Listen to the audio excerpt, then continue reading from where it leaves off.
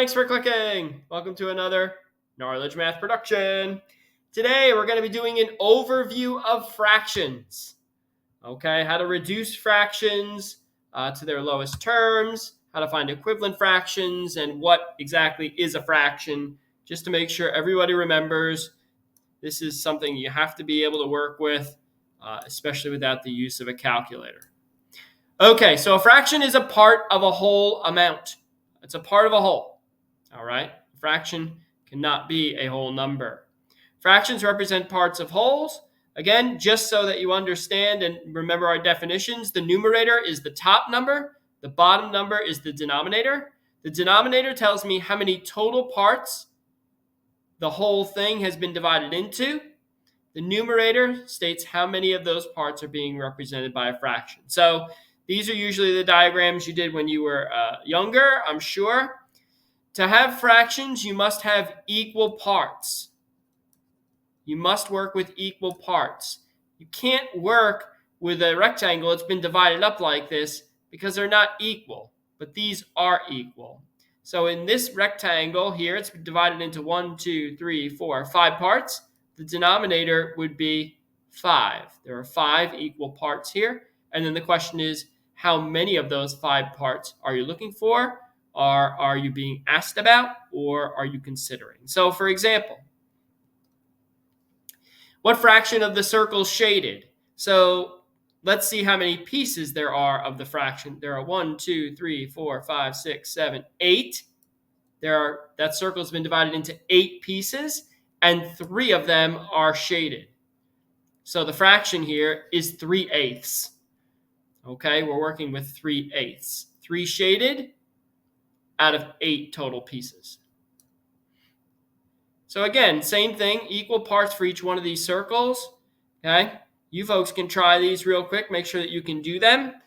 So this first one has 3 pieces. One of them is shaded. 1, 2, 3, 4, 5, 6, 7, 8. This one has 8. And one of them is shaded. This one has 2 pieces, and one of them is shaded. This one has 6 pieces, one of them is shaded, and this one has 4 pieces, and one of them is shaded. Okay? So, 1/3, 1/8, 1/2, 1/6, 1/4. All right, one of the 4 pieces is shaded. That's what 1/6 means. It means 1 shaded portion out of the 6 regions total. All right, so what fraction of the triangles are red? Well, there are 2 triangles in total. One of them is red, 1/2.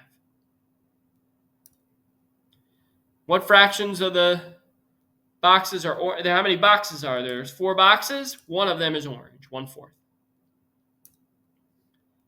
There are 10 total stars. 4 of them are yellow. Now, 4/10. That brings up an interesting point to what we call lowest terms, right? Okay, fractions should be in lowest terms. So any number that divides evenly into both numbers other than 1 in a fraction, I can divide them by that number and rewrite my fraction. So 4/10 can be reduced, if I divide both of them by 2, to 2/5. Okay, this is the fraction in lowest terms.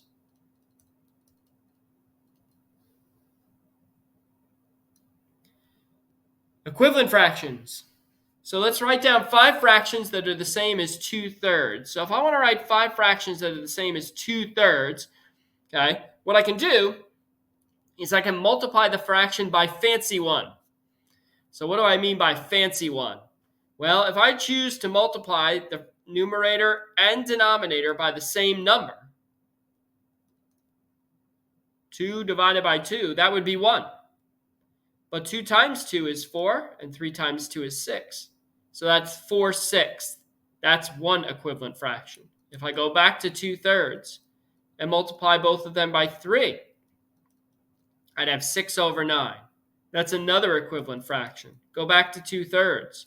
Multiply by 4, 8/12. That's another equivalent fraction. Multiply them both by 5. 10 over 15, another equivalent fraction. Take 2/3, multiply by 6. 12 over 18, that's another equivalent fraction.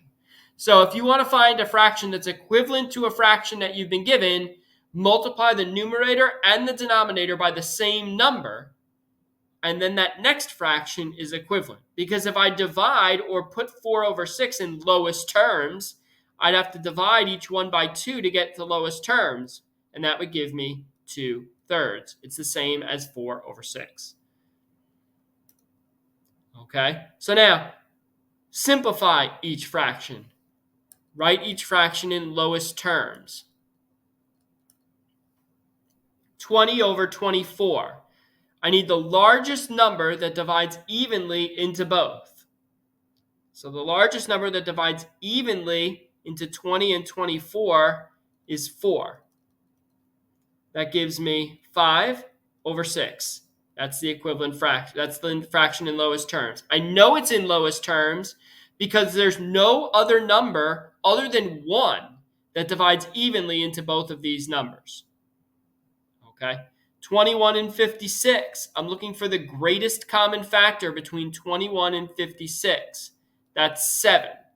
So 7 divides into 21 3 times, and 7 into 56, 8. 3 over 8. It's in lowest terms because no other number other than 1 goes into 3 and 8. 18 and 90. Well, 18 and 90, let's see.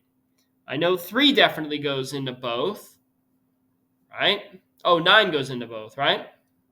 So 9 goes into 18 twice. 9 goes into 90 10 times. But this isn't the fraction in lowest terms because 2 goes into both of these. 1/5 is my fraction in lowest terms. Okay, 1/5. So what does this mean, the fact that we reduced it twice? It means that there was a bigger number than 9 that went in evenly to both, and we didn't find it at the beginning. So if we would have done 18 divided by 18 is 1, and 18 goes into 90 5 times. So this gets us to our number faster. So if you don't find the largest number that divides evenly into both of these, that's okay, as long as you take a second look at your answer and say, oh no, there's another number that goes in. And then you have to divide that one out. You have to do it in 2 steps. If you find the largest number that divides evenly in, then you can do it in 1 step. 8 and 64. So 8 divides in evenly to both. 8 goes into itself 1. 8 goes into 64, 8. So that one's okay. 20 and 45. So 5 definitely goes into both. Let's start there. 5 goes into 24 times. 5 into 45, 9. 4 over 9. Yep, that's in lowest terms. 18 and 63. 9. 9 goes into 18 twice. 9 goes into 63 7 times. 42 and 48.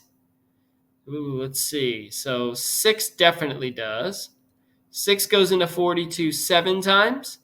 And 6 goes into 48 8. Okay, good. So we got it. 7 over 8. Nothing else other than 1 goes into both of those. And 16 and 28. 4 goes in. 4 goes into 16 4 times. 4 goes into 28 7. Nothing else goes into 4 and 7. So that is a fraction in lowest terms. So they have to be able to write fractions in lowest terms. Okay? And that's it. As always, thanks for clicking.